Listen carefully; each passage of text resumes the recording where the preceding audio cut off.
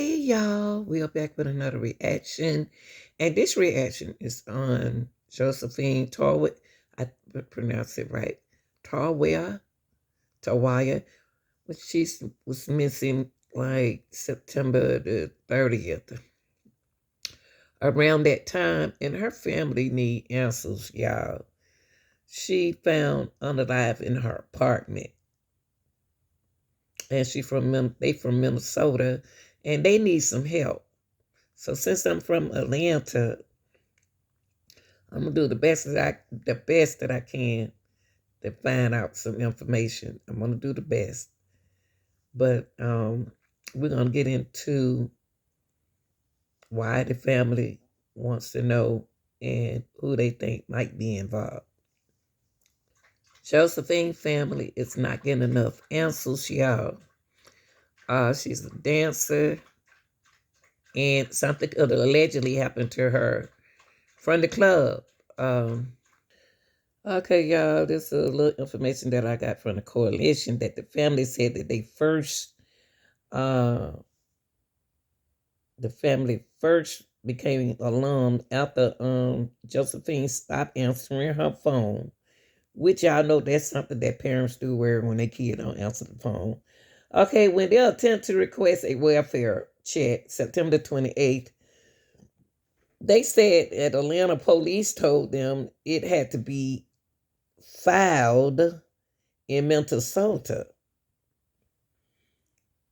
After contacting authority there, APD did not visit Josephine's apartment until September 30th. So why did they visit in September 30th instead of September 28th? That don't sound right to me. When the family member said they visited they contacted the APD and they did not visit her home until September 30th, 2 days after she was likely already unalive. When we got there, we didn't want to go in. We thought it was a crime scene and don't want to tamper with anything. Her brother said, that's why I called a private investigator, Robert Martinez, and a private investigator hired by family said that she noticed several red flags at the scene. Now, the private PI thought that maybe since she seen a lot of cameras, a lot of neighbors, and they was just dumbfounded by what had happened. They probably didn't know what happened. Martinez claimed she tried to hand over potential evidence to the police, but we met with silence. Okay. They told me to show up and request an officer to come get the evidence, which is the proper way. I did that and nobody came. Nobody cared. Mm. Y'all, you have to be careful these days because it's not unusual. But this is suspicious. This is a suspicious situation. It could have been somebody she met, uh, who was there. Uh, Thin as those walls, they should have heard something. I don't know. Check this out. And only here on 11 Alive, days of unanswered phone calls lead to a discovery that no family should ever face. Absolutely. So a young woman was found dead in her Atlanta apartment, but now her brother wants answers. So he flew all the way across the country to try to find out what really happened to his sister. But now he says no one is listening to him. 11 Alive's Angelina Salcido is live right now at Atlanta Police Headquarters. So Angelina, you spoke with her family and a private investigator they hired, and they believe this death is suspicious, right? 27-year-old Josephine Tarway's family tells me that her death is no accident after they found evidence inside of her apartment, and they tell me that investigators could actually be standing in the way of the answers they need.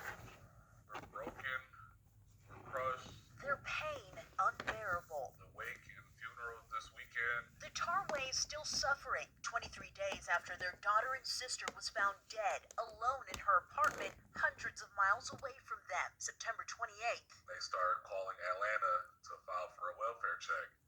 Atlanta police says, you can't file for a welfare check. You guys have to file for a welfare check in Minnesota. The family tried to get police here to Josephine's apartment, but APD didn't show up until Tuesday, September 30th. We went there Thursday. Don't want to go in there and tamper with anything.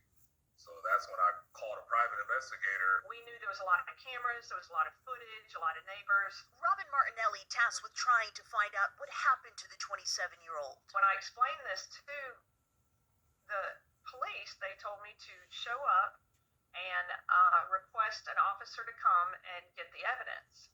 And I did that, and nobody came. And nobody cared. This is Gold Rush Show Bar. It's actually just 2 minutes away from Josie's home. Her family tells me she was actually a dancer here. They believe investigators may not be taking her case seriously because she worked here. It's very demoralizing.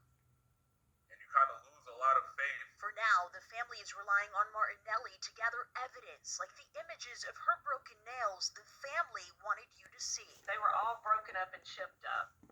She had some bruises on her bodies that were odd, and she also had some scratches. I'm just a private investigator, and in my opinion, it looked like there could have been a struggle. They won't stop until they get answers. Go against whoever we have to go against to get justice for Josie. Now, she could have met a knucklehead over here at the Gold Rush show bar. You know, that's a little dance bar. But she could have met a knucklehead. And, you know, I don't know. Took him home. It could have been somebody in the neighborhood. It could be somebody she knows. So this is going to be kind of like a difficult situation where the PI might have to, they may have to go by a lot that the PI says. I don't know. Go look at the cameras. They should have cameras around there. And if I get any update, I'll let y'all know. You know, jealousy could have played this part, a part in this. Like I said, someone who she met, but she didn't deserve this, regardless of, you know, what she do or what she did. But it looked like she put up a good fight. You know, she fought for her life.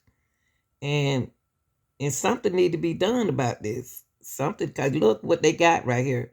They have security cameras.